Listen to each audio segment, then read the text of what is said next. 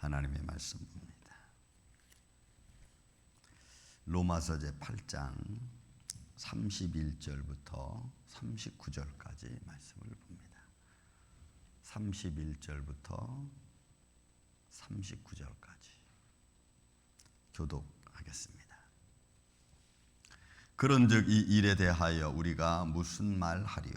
만일 하나님이 우리를 위하시면 누가 우리를 대적하리요?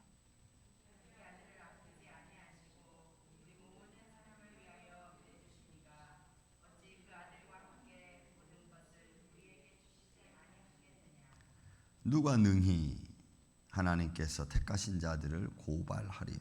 의롭다 하신 이가 하나님이시니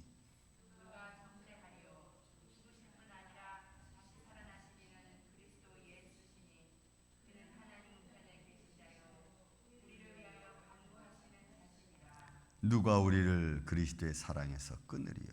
환난이나 공고나 박해나 기근이나 적신이나 위험이나 칼이랴.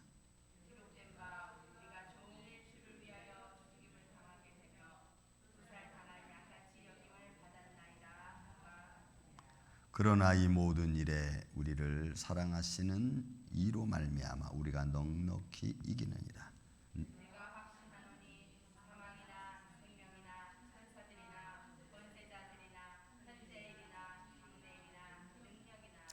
높음이나 깊음이나 다른 어떤 피조물이라도 우리 주 그리스도 예수 안에 있는 하나님의 사랑에서 끊을 수 없으리라.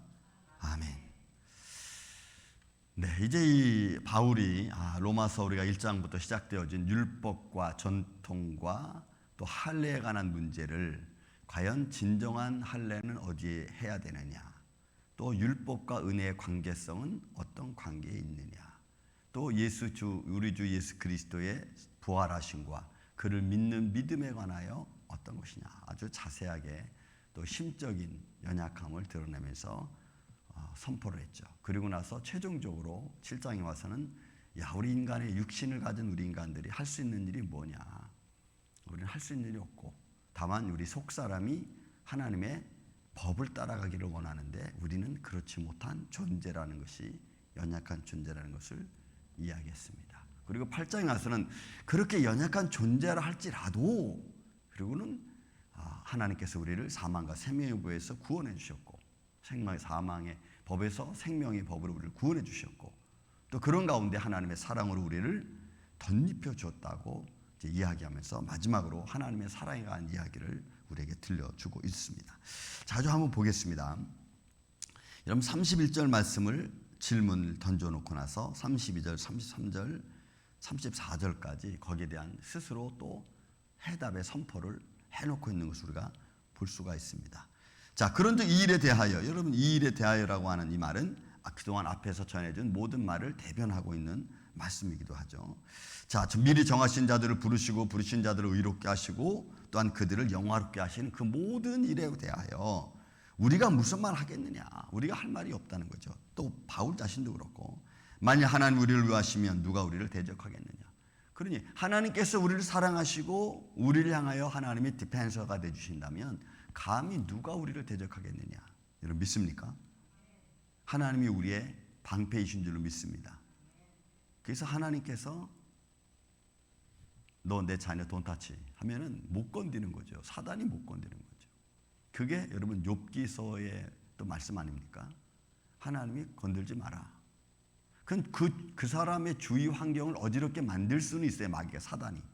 그래서 믿음을 꺾게 만드는 거죠. 그것도. 그러니까 사단의 시험은 하나님이 허락하지 않으면 사실 안 되는 건데, 그 사단이 허락하는 과정 속에서 우리 육신은 그렇게 사단이 허용할 수 있도록 통로가 된다는 거예요. 육신의 욕망이. 그러니까 그런 것들을 우리가, 육신의 욕망을 우리가 말씀으로 이기고 컨트롤하면은 마귀는 절대로 우리를 침범하지 못합니다. 믿습니까?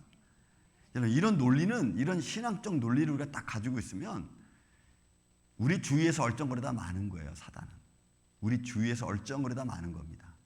근데 그게 얼쩡거리던 이 사단이 어느 틈 딱 하면 내 안에 싹 들어왔다 또 나가고, 싹 들어왔다 나갈 때마다 나한테 한 번씩 해코지를 하는 거죠. 그런 걸 못하게끔 우리는 딱 철두철미하게 하나님의 말씀으로 무장하고 디펜스하고 있어야 돼요. 여기서 그러는 거예요. 누가 우리를 대적하겠느냐? 하나님이 내 방패신데. 할렐루야. 이런 마음이 있으면 우리가 환경에 따라서 좌우되지도 않고 그런 것에 따라서 우리가 휘둘리지도 않아요. 그냥 믿음의 주여 온전케 하시는 예수님만 바라보자 하고는 그냥 불철주야 이렇게 나가는 거예요. 그런 믿음이 세상이 보기에는 어리석은 것 같고 무지한 것 같지만 그게 아니고 그게 지혜로운 거죠. 여러분, 그게 지혜로운 거예요. 계속해서 말씀합니다. 질문을 던지는 거죠. 자기 아들 아끼지 아니하시고 우리 모든 사람을 위하여 내어주신 이가 어찌 그 아들과 함께 모든 것을 우리에게 주시지 않겠느냐. 아들까지 준 그 성부 하나님의 그 마음, 그 사랑하심. 그러니 그 아들까지 주면서 우리를 사랑하셨다면은 또 아들과 함께 그 모든 것을 우리에게 주시지 않겠느냐. 그러니까 여기서 어떻게 보면요, 아들과 우리를 동격으로 놓는 듯한 말씀을 하시는 거예요. 여러분, 이거 놀랍지 않습니까? 여러분, 그러니까 우리가 하나님 보호자 앞까지 이 말씀을 요한계시로 끌고서 하나님 나라에 비유를 시키면 우리가 하나님 보호자 앞에까지 갈 수 있습니다. 믿습니까? 우리가 하나님 보호자 앞에까지 딱 서서 얼굴과 얼굴을 대하여 볼 것이요. 그러니 죄로 말미암아 죽은 우리를 은혜로 살려주시고 또 들려주신 말씀을 통하여 믿음을 갖게 하시고 그렇게 해서 하나님 스스로가 자기가 창조한 인간에게 인정받기를 원하시는 하나님. 참 그 하나님 재밌는 분이시잖아요. 자기가 만들어 놓은 피조물한테 버림당하고 그리고 나중에는 그 만들어 놓은 피조물로부터 인정받기를 원하시는 그 하나님. 얼마나 외로운. 그 의미를, 그래서 그 피조물 된 우리를 그 사랑하신 아들과 함께 다 모든 걸 주는 거예요. 그러니 여러분, 그 위치로 따진다면 감히 사단이 어디를 함부로 엿보겠어요. 여러분, 사단은 우리를 어떻게 할 수 없습니다. 그런 마음으로 우리가 담대하고 그런 마음으로 우리가 용기 있게 나갈 수 있는 자신감이 필요한 거예요. 그런 자신감이 하나님의 의를 이룰 수 있는 또한 또 다른 용기를 줍니다. 또 다른 용기를 줘요. 그래서 바울이 이야기하는 겁니다. 누가 능히 하나님께 택하신 자들을 고발하겠느냐. 하나님이 여러분 택하신 자, 선택된 자를 말하는 거예요. 하나님이 부르고 하나님이 의롭다 하시고 하나님이 영화롭게 한 하나님의 사람들을 누가, 하나님도 안 그러신다는데 하나님이 여러분 우리를 불러놓고 막 우리한테 은혜 주시고 영화롭게 해놓고 나서 하나님이 우리를 정죄하겠어요? 하나님도 안 하신다는 거예요.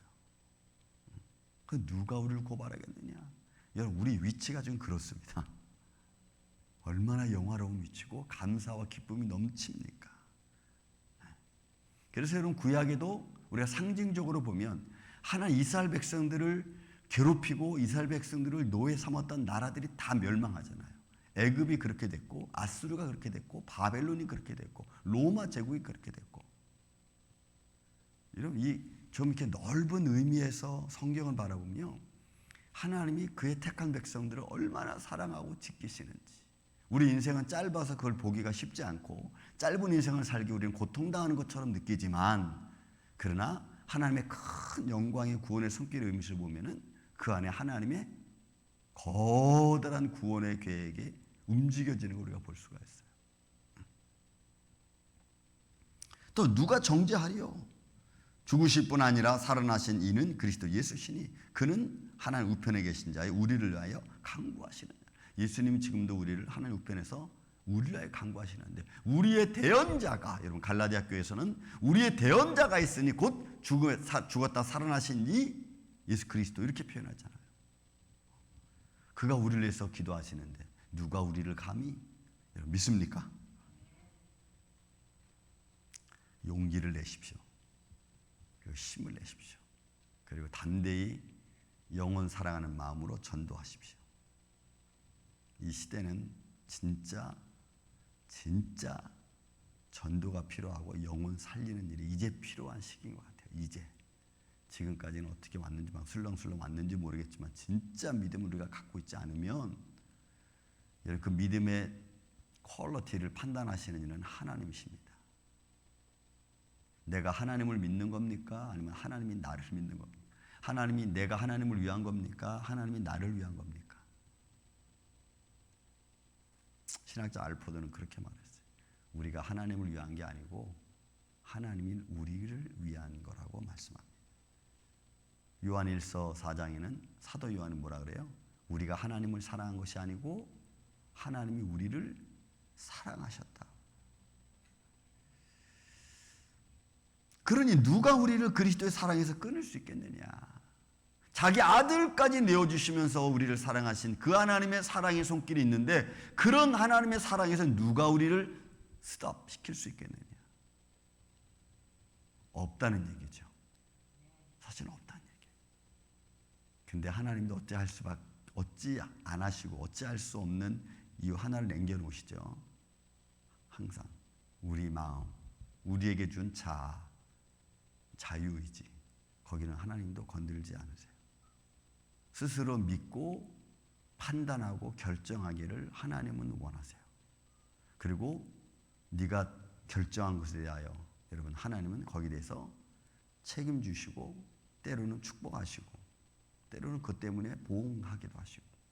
그래서 여러분 그게 굉장히 중요해요. 그런 자의지를 가지고 하나님은 자기가 인정받기를 우리한테 원하시는 거예요. 이런 모든 상황을 알고 나면 어떻게 우리가 하나님을 잃어버릴 수 있습니까? 어떻게 우리가 하나님을 반대할 수 있습니까? 어떻게 우리 마음대로 살아가고 우리 마음대로 기도할 수 있겠습니까? 우리 기도하는 것까지도 성령이 친히 여러분 아버지의 뜻을 따라 우리를 위하여 간구하여 주시는데, 도와주시는데, 그러니까 결국 어떤 것도 우리를 그리스도의 사랑에서 끊을 수 없다는 거예요. 그것이 여러분 35절 말씀입니다. 위험, 환난이나 공고나 박해나 기근이나 적신이나 위험이나 칼이나, 이거 일상 우리의 삶 속에 나와 있는 것들입니다. 우리가 소위 하나로 다 묶어서 고난, 역경 뭐 이런 걸로 표현할 수도 있죠. 우리가 종일 주를 위하여 죽임을 당하게 되면 도살양같이 여김을 받았나요? 이게 세상 앞에서 우리는 정말 보잘것없이 정말 도살장으로 끌려가는 양의 모습. 여러분 예수님도 그런 모습이었다고 그랬잖아요. 이사야 53장에. 그래서 사람들이 보기에 아무 힘도 없고 능력도 없고 반항도 못하는 아주 바보처럼 취급한다는 거죠. 세상에서 믿는 사람들을 그렇게 취급할 수 있습니다. 여러분 그렇지 않겠어요? 우리가 그들과 같이 막 그냥 얼굴과 얼굴을 맞대고 막 성질을 부리고 그죠? 막 분노의 마음을 품고 막 이러고 막 우리가 대적하고 싸우겠어요? 그 마귀가 좋아하는 일인데, 싸움을 일으키는 자가 좋아하는 건데. 그러니까 우리는 그런 것들이 이게 어둠의 세력의 장난이고 나를 분노케 만드는구나 하는 걸 우리가 알기에 분노하지 않는 거죠. 그러니 세상에서 분노하는 자가 막 으르렁거리는데 상대방은 분노하지 않고 가만히 있으면 세상에서 보기에는 아유 저 힘없고 참 불쌍하네. 여러분 이렇게 말하지 않겠어요? 그러니 도살할 양같이 여김을 우리가 받죠. 30절. 그러나 이 모든 일에 여러분 우리가 세상에서 도살할 양같이 끌려가고 조롱받는 그런 모든 일에 우리를 사랑하시는 이로 말미암아 우리가 넉넉히, 여러분 이 넉넉히 이긴다는 말이 참 중요해. 왜냐? 그들이 우리를 도살할 양같이 여기고 비록 조롱하고 또 우리를 핍박한다 할지라도 누가 이깁니까? 이기는 자는 놀랍게도 핍박받는 자가 이기는 거라요. 근데 이기는 정도가 어느 정도 하면 넉넉히, 이거는 압도적으로 승리하는 걸 말해요. 압도적으로. 그냥 단순히 이기고 말고 조금 이기고 말고 이게 아니고 그냥 압도적으로 이기는 거예요. 압도적으로. 이거는 어디에 기본을 두고 이런 말을 할 수 있을까요? 바울이 어디에 기본을 두고 이런 말을 할 수 있을까요? 여러분 이거는 마지막 때 하나님의 나라와 멸망시키시는 자의 손길을 알기에 이런 말을 하는 거예요. 왜요? 멸망받을 자는 분명히 멸망받고 그들은 완전히 파멸되고 지옥으로 떨어지니까 근데 하나님의 사랑하는 자는 비록 여기서 도살할 양같이 여기는 받는다 할지라도 우리가 마지막 하나님 나라에 갈 때에 여러분 게임도 되지 않잖아. 버림받은 자와 택함 받은 자. 이거 게임이 되지 않는 거예요. 그러니까 바울은 우리가 넉넉히 이길 수 있는, 지금은 내가 매맞는 것 같지만 내가 넉넉히 이길 수 있는 것은 마지막 때를 바라보면서 외치는 말씀이에요. 이 말씀이. 그러나 이 한 구절 속에 시간이 얼마나 단축되어 있습니까? 고통당하는 현장과 앞으로 내가 하나님 앞에 받을 영광을 같이 동시에 이거를 접목시켜 놓고 지금 사실 바울이 선포하고 있는 거예요. 우리는 이거를 일진성상에 놓아놓고 지금 고통당하고 있는 데서 고통당해서 넉넉히 인다는 말, 이게 참 힘든 거죠. 그러나 여러분, 고통당하는 현장 속에서도 아픈 마음 속에서도 하나님의 뜻을 바라보는 자가 이길 수 있는 줄로 믿습니다. 그 현장을. 그 의미도 여기에 포함되어 있으니까 이중적 의미가 항상 성경에는 포함되어 있는 것을 우리가 볼 수가 있어요. 놀랍죠. 또 38절에도 내가 확신하는, 여러분이 확신한다는 말이 확고한 결론을 이미 내린 거예요. 이게 현재 완료형으로 되어 있어요. 그러면 아직 끝나지 않은 자기 인생을 놓고 자기가 확신한다? 이게 무슨 의미일까? 넉넉히 이긴다는 의미 속에 이 말이 포함되어 있는 거죠. 완료예요, 완료. 사랑하는 이 아침의 성도 여러분, 우리는 현실만 바라보면은 참 보잘것없는 저와 여러분입니다. 그래서 그런 저와 여러분은 현실만 바라보시면 지치지만 하나님 나라를 바라보면서 참고 이기면 하나님의 축복은 덤으로 보너스로 주시는 줄로 믿습니다. 그래서 바울이 이 놀라운 38절, 39절을 이야기하는 거예요. 내가 확신하는데 사망, 그 나 못 이긴다. 사망도 나를 못 이기는 거예요. 사망도. 여러분, 우리가 사망 앞에면 너무나 그냥 울고 불고 난리 치잖아요. 그렇죠? 그렇지만 인생은 가는 길로 가는 거예요. 그거를 우리가 운다고 해서 막을 수 없고, 뭐 어떤 방법을 쓴다고 해도, 의학적인 방법을 쓴다고 해도 막을 수 없어요. 그래서 하나님 부르실 때는 예스 하는 게 여러분 가장 아름다운 거예요. 예스. 생명, 천사, 권세, 현재, 장래, 모든 일, 능력, 높음, 깊음, 다른 어떤 피조물도 우리를 우리 주 그리스도의 사랑 안에서 하나님의 사이에서 끊을 수 없다. 이런 하나님의 능력의 손길이 오늘도 우리와 함께 계심을 믿습니다. 우리가 연약함이 힘이 많지만, 때로는 우리의 부족함이 많이 드러나지만, 그러나 오늘 그 안에서도 하나님의 사랑의 손길은 우리를 놓지 않습니다. 그 사랑으로 오늘 예수 그리스도 이름으로 승리하시고 여러분의 삶의 현장 속에서 기쁨으로 충만하시기를 예수님의 이름으로 축원을 드립니다.